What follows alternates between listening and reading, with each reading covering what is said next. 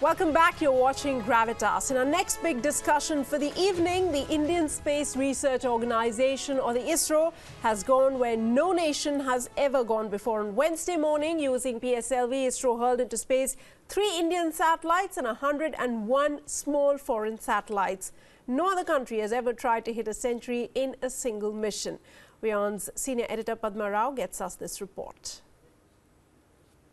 4, 3, 2, 1, 0, +1, 2, 3. It was a historic moment for India as ISRO's workhorse, the Polar Satellite Launch Vehicle, commonly known as PSLV, blasted off from the Space Center in Sriharikota with 104 satellites on board.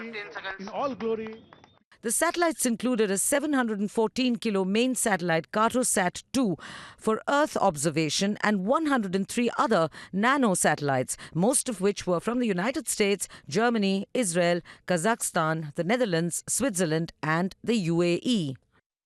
And for this mammoth mission, ISRO deployed its most powerful version of the PSLV, which is the PSLV XL rocket variant with a 100% success rate. With the success of this mission, India has beaten Russia's record, which sent 37 satellites up into space in one go way back in 2014. PSLV C-37 has put in the Cartosat-2 series satellite, and all the remaining 103 satellites have been successfully put into the orbit by this launch vehicle. My hearty congratulations to the entire ISRO team for the wonderful job they have done. The mega launch has come at a time when putting commercial satellites into space for a fee is a booming business. Earlier, I spoke to the chairman of the Indian Space Research Organization, Dr. Kiran Kumar, on ISRO's momentous achievement. In this, because the vehicle, once it goes in orbit, no part of it comes back, so there's no reusability here. But today, globally, people are working on bringing back the first stage and reusing it. So we also did last year a reusable launch vehicle technology demonstration. These are all preliminary steps, but we need to work on it a lot more. Every launch vehicle is a new assembly which goes into space and no part of it comes back. Right. Only the design is common. Apart from the record, number of satellites went into the space makes us a big competitor in the space industry, where we can launch satellites at almost half the price of our competitors. This was a unique achievement in which this is also a reflection of how the countries are trusting us, because we are going to capture a very large segment of the launch capabilities in the space economy. We are the most cheapest, we are the most reliable. The latest launch successfully cements India's credibility in the estimated $5 billion international launch vehicle market. Bureau Report, WION.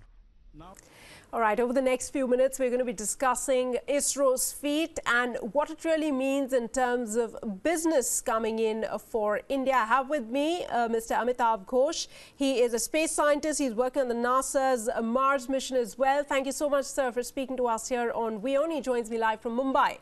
Also joining me live is Yosei Yamin. He's founder of Space Farmer. He joins us from Israel. And let me start by asking you, Mr. Ghosh, CNN, all the big media networks are saying that forget the US and Russia, the real space race is happening in Asia. And do you think India is playing a far greater role in terms of space development technology in the region at this point? How significant is this going to be? How will it translate in the days to come? So about the space race, I'm hesitant in casting a technological achievement in terms of, a space race. Having said that, China has also made incredible headway in the space race. But ISRO has really, over the last 12 or 15 years, has come a very long way.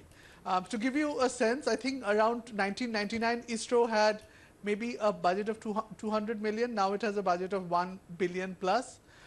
It has done so much more from Chandrayaan to Mangalyaan to this launch that you saw today.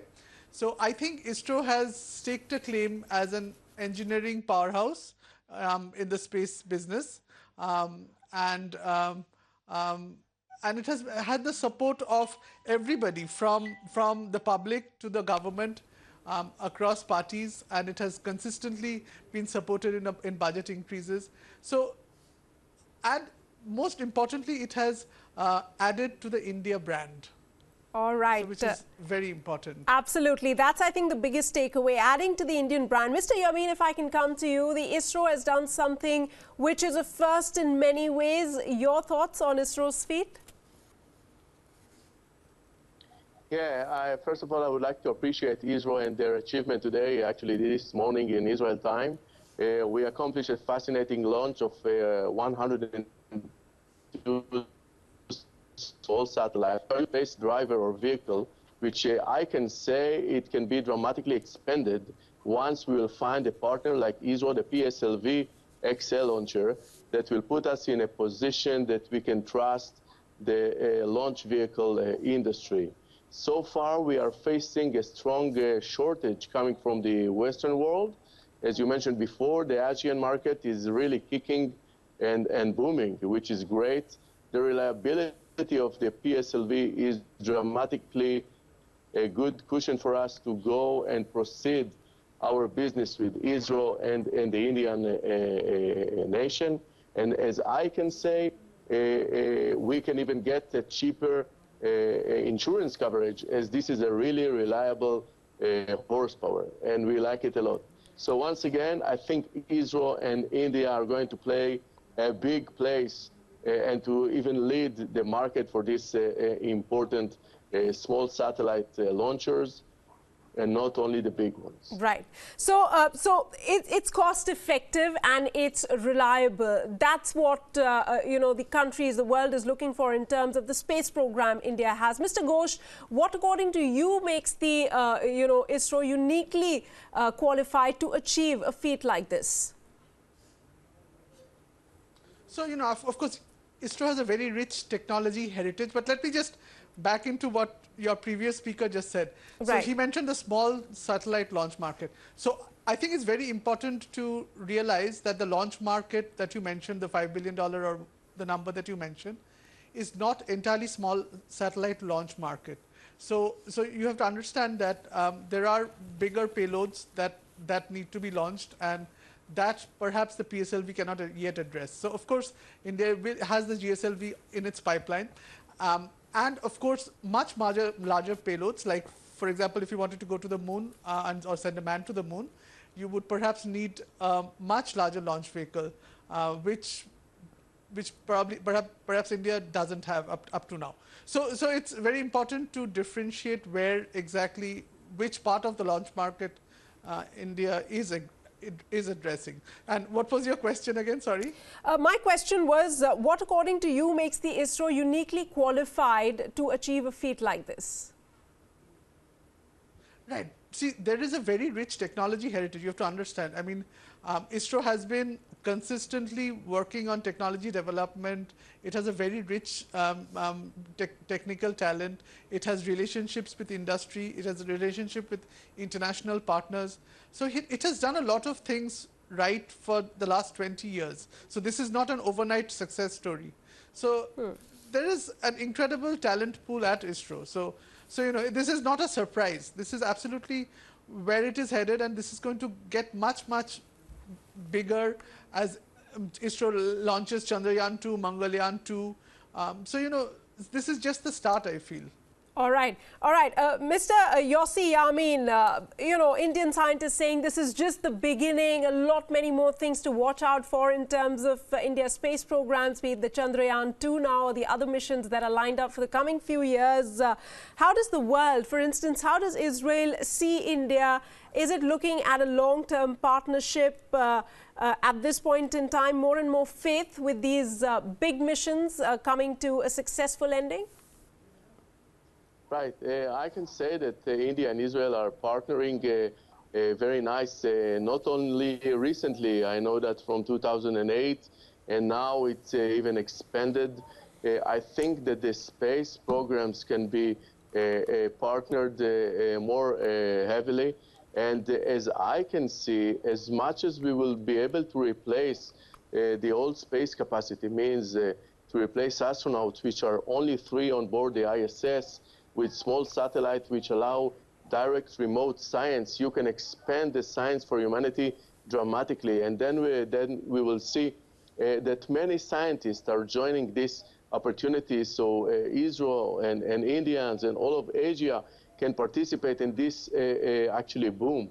What space pharma can provide to this is that we will allow, for example, 2,000 and 10,000 scientists to use the same environment remotely, and to divide it by 3 people, astronauts on the ISS, it dramatically can expand the market and to make it fruitful for both sides. That's very interesting what your organization does. But coming back to you, Mr. Ghosh, now ISRO hopes this development, this launch would help its aim of making the country, India, a one-stop shop to build and hurl microsatellites. Do you see ISRO stepping into this territory now and successfully at that, and looking ahead now at future bigger missions? So I think, you know, see, in technology, you have to keep abreast with the recent developments. And I think the ISRO chairman briefly touched upon this. The new development is the reusable launch vehicle technology. So if you're following Elon Musk and Jeff Bezos and their companies, SpaceX and Blue Origins, they are developing reusable launch vehicles which will reduce the cost of launch by as much as 90%. So whether ISRO will stay relevant in future in the this segment of the launch market will also determine whether these reusable launch technologies work successfully, as they have been, as is the indication right now in the West, and whether India is able to adapt to these technologies. Because once these technologies work in the West, it's going to reduce the cost of launch in the West, and so reduce the cost advantage that ISRO has. So, so it depends on how they are able to incorporate this new technology. All right, sir, that's a very valid point. Do stay with me, Mr. Ghosh and Mr. Yamin. I'm going to come back to you in just a bit and talk about another aspect after we play out this report. There is a spin now to the ISRO success story, and that is on a global scale. With this launch, India has positioned itself as a major competitor in the $300 billion global space industry, and the organization that is making it all happen is Antrix Corporation Limited, the commercial arm of ISRO. Take a look. ISRO's low costs and 100% success rate with foreign satellite launches have made ISRO popular with foreign clients.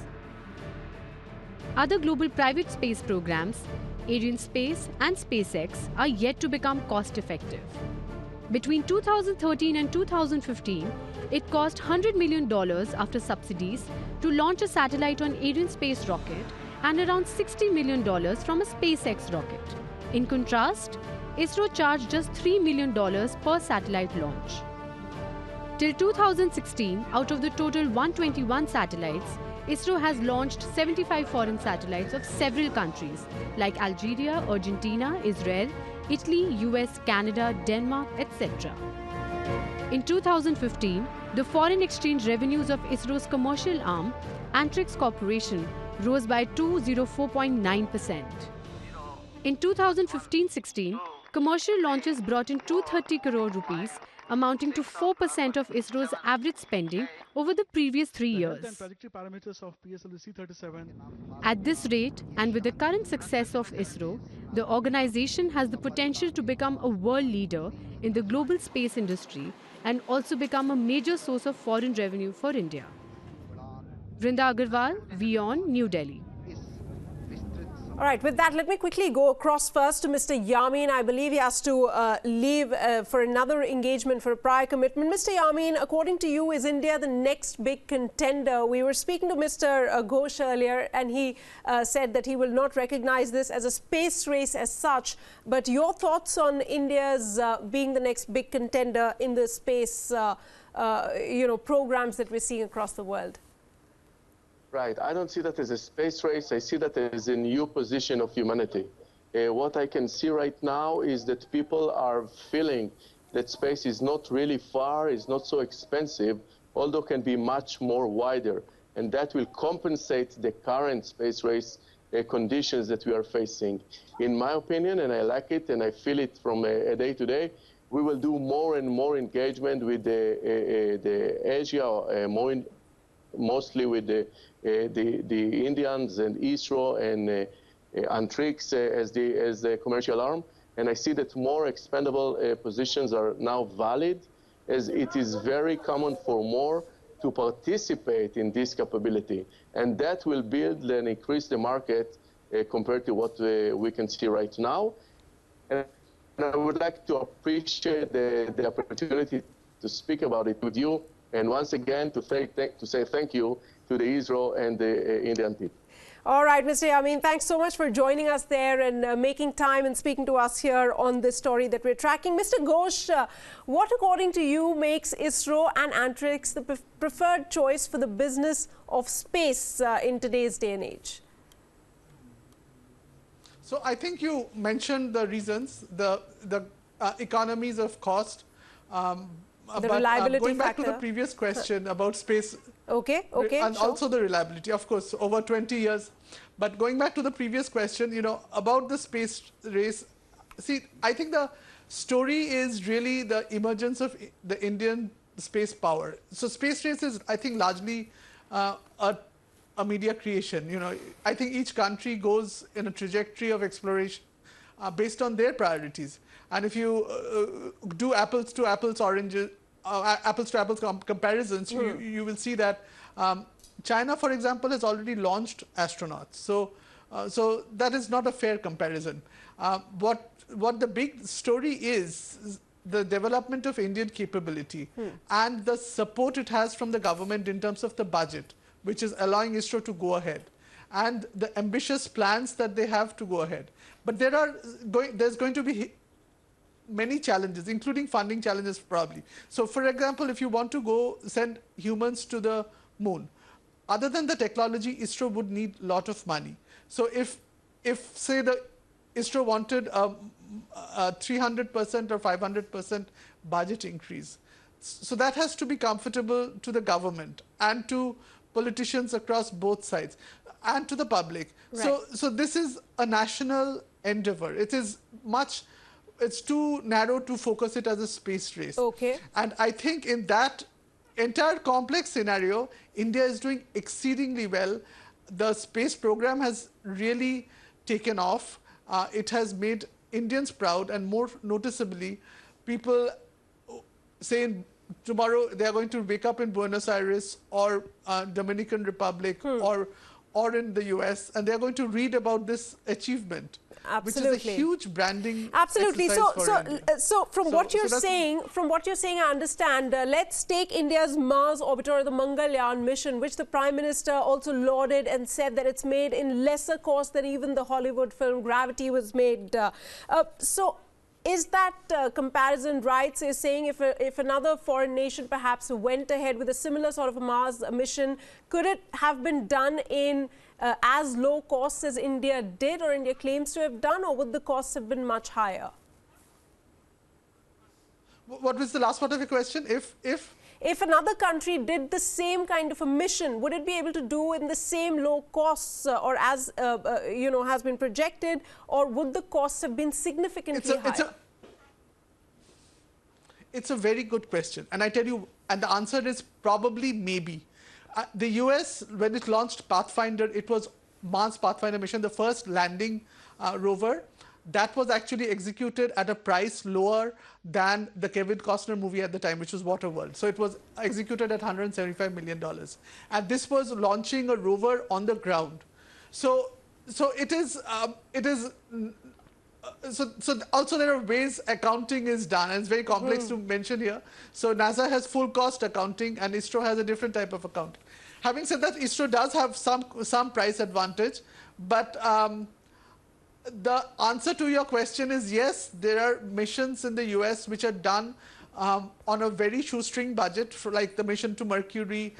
There are some missions which are under the $300 million price cap, which is given the complexity of the mission. So you should just not compare, say, a mission like Curiosity, which is landing on Mars and doing very complex parts per million wet chemical analysis on the soil, to a mission which is just circling around, orbiting around Mars. Right. So the level of complexity is very different. So no wonder Curiosity is $2 billion.